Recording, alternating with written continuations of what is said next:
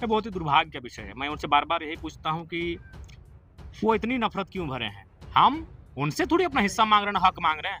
हमारी हमारी माँग सरकार से, भारत के लोकतंत्र से, भारत के संविधान से।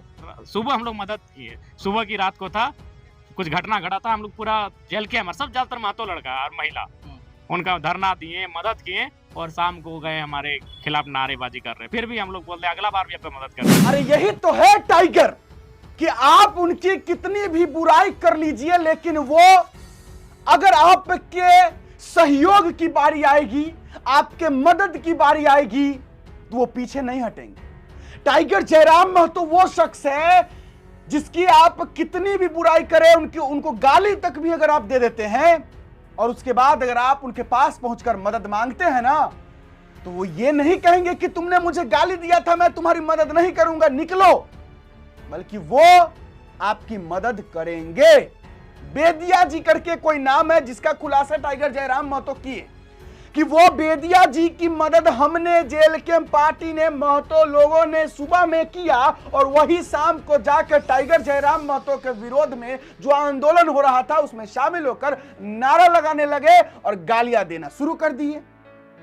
लेकिन इसके बावजूद टाइगर जयराम महतो से अगर कभी किसी भी मदद की जरूरत पड़े तो फिर भी टाइगर जयराम महतो मदद करेंगे।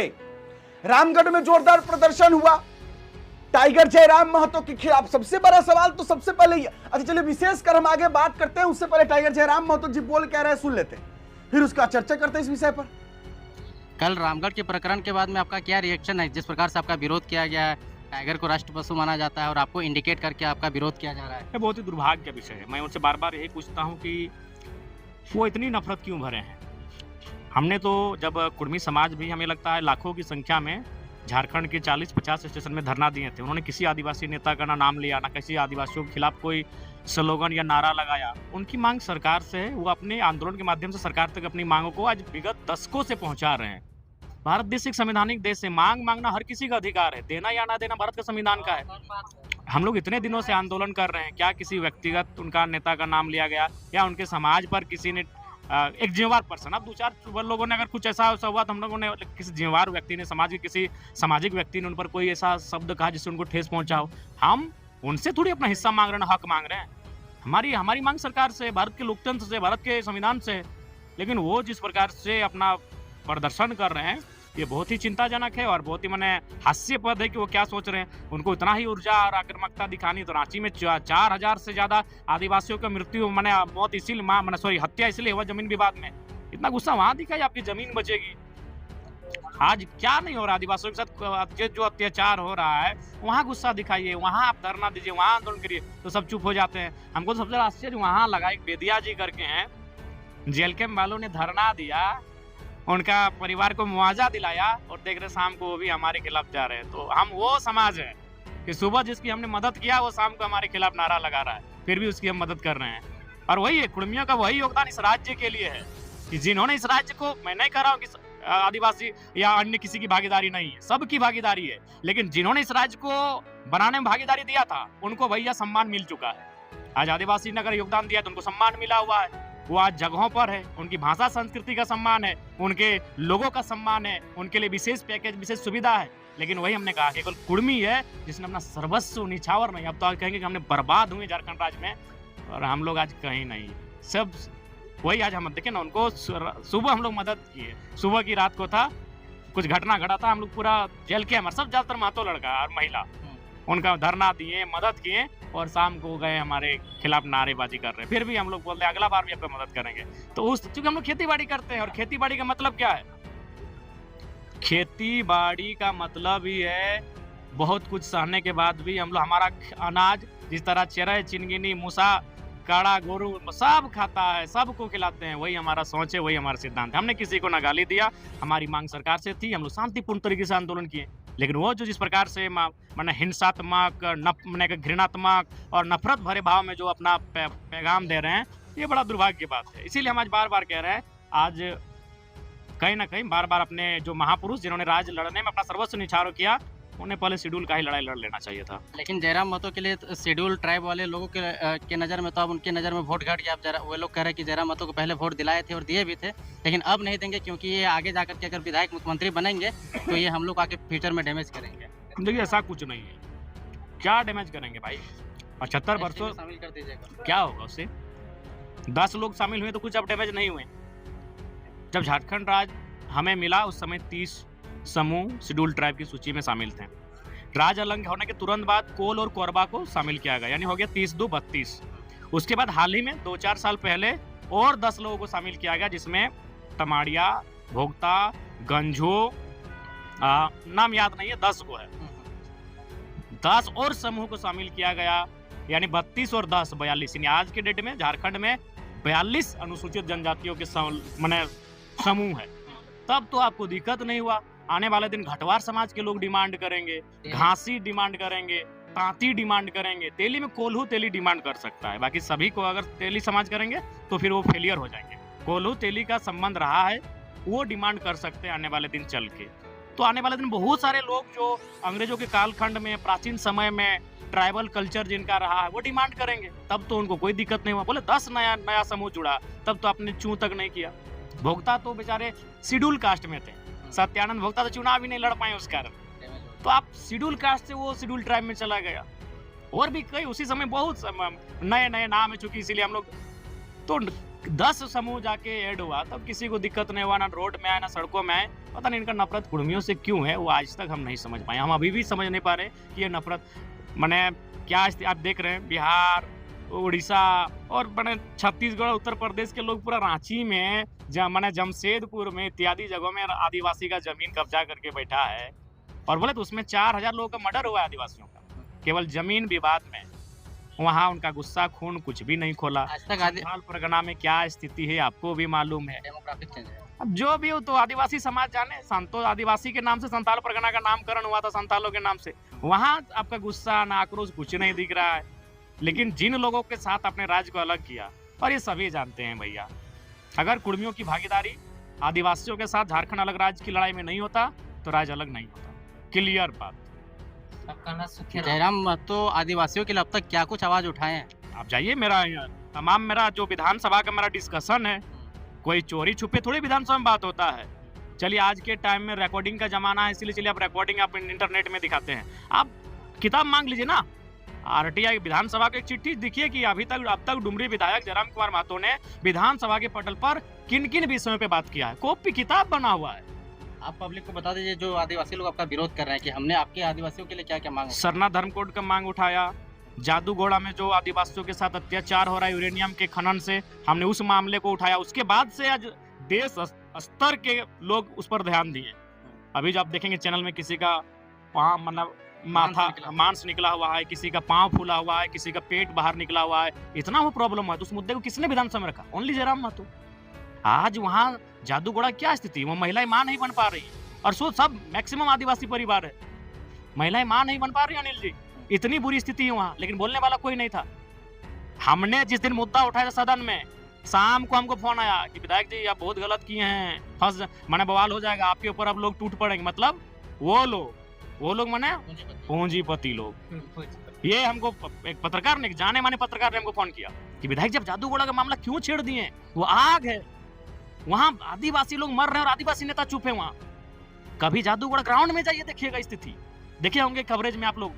इतना बड़ा यहाँ से मांस फूला है तो इतना बड़ा हो गया, पेट इतना बाहर आ गया, पाँव इतना फूल के हो गया। उस मामले को सदन में अगर किसी ने उठाया तो only and one Jairam Kumar Mahto ने उठाया। और उठाने के तुरंत बाद हमको शाम को फोन आता है कि आपने क्यों उस आग में हाथ रख दिया है। क्या हाथ वापस ले लीजिए? कायल वापस लेंगे, कायल वापस ले लेंगे। तो ऐसे अनगिनत मामले हैं। सुभाष मुंडा की हत्या हुई यहाँ पे आपका रांची में, उस मामले को मैंने सदन में उठाया। आपका याद होगा बोकारो में भी जमीन विवाद में एक आदिवासी की हत्या हुआ था, कोई सोरेन जी करके हैं, नहीं चंदन के साइड में, तेलीडी साइड में, ये फोरलैंड में। उस मामले को मैंने सदन में उठाया। बोलिए तो कि आदिवासियों का कौन सा मामला इतने कम समय मैंने नहीं उठाया। जयराम महतो कैसे जाएंगे गुमला सिमडेगा और अपना पार्टी का विस्तार करेंगे, क्योंकि आप पार्टी के केंद्र अध्यक्ष भी हैं? देखिए हम जाएंगे, जुड़ना या ना जुड़ना जनता का काम के साथ जाएंगे। आज हमारे पार्टी के देवेंद्र नाथ महतो जी कल वहाँ धरना पर हैं लोहरदगा में।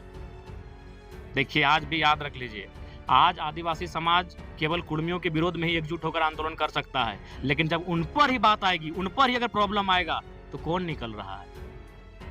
कौन निकल रहा है? कहाँ? अभी तो अब बताइए ना, उनके बसंत सोरेन जी बोल रहे हैं, कौन सूर्य हंसदा हम नहीं जानते हैं। आज क्या हुआ? अगर इतनी भीड़, जितना आज वो कल निकालने, अगर उतनी भीड़ सूर्य हंसदा के न्याय के लिए निकल जाता, तब तक न्याय मिल चुका होता। क्या लगता है जयराम जी, इसके पीछे कौन है? कोई पॉलिटिकल एजेंडा है, कोई इनको फंडिंग कर रहा है, या इसके पीछे कोई गॉडफादर वगैरह है? नहीं, कोई तो होगा।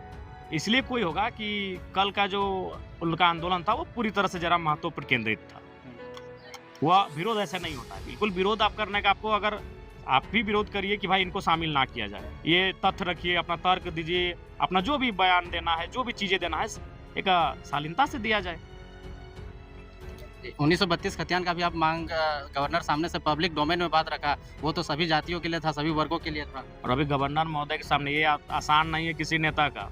सबसे बड़ा सवाल यह है, आपने टाइगर जयराम महतो जी को सुना, उन्होंने जो कहा, पहले तो ये कुछ आदिवासी के मुंह बोले नेताजी जो अपने आप को कहते हैं कि मैं ही आदिवासियों का हितैषी हूं, मैं ही आदिवासियों का भला कर सकता हूं, और एक शेरनी दीदी जो अपने आप को कहती है कि हम ही आदिवासी की एक नेत्री हैं, हम ही शेरनी दीदी हैं। लेकिन उन लोगों से यह सवाल है कि टाइगर जयराम महतो जी ने जादू गोरा का मामला अगर उठाया, तो आखिरकार जो आदिवासी के मुंह बोले नेताजी लोग हैं और शेरनी दीदी हैं जो चिल्ला चिल्ला करके कहती हैं कि मैं आदिवासी की नेत्री हूं, मैं आदिवासियों को हक दिलाऊंगी, ये वो दिस दैट, जादू गोरा का मामला है। आदिवासी वहां पर काफी अन्याय सह रहे हैं, जानना चाहिए, वहां आदिवासियों का साथ देना चाहिए। लेकिन ऐसा क्यों है कि सिर्फ टाइगर जयराम महतो के खिलाफ फिर ये बोल रहे हैं लोग? सबसे बड़ा सवाल यह है कि कुर्मी समाज एसटी में शामिल होना चाहता है। अब कुर्मी एसटी में शामिल होगा कि नहीं होगा, यह भारत का संविधान तय करेगा, यह केंद्र सरकार तय करेगी।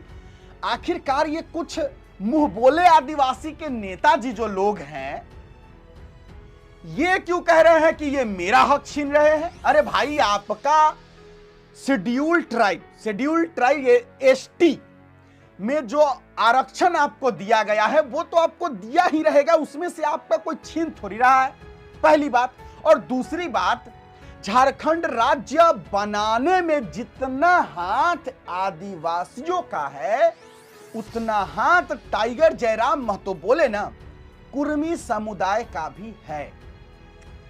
तो क्या आदिवासियों जो एसटी सूची में सूचीबद्ध आदिवासी है, उनको तो उनका आरक्षण मिला है, उनको पैकेज मिला है, उनको सुविधाएं मिली है।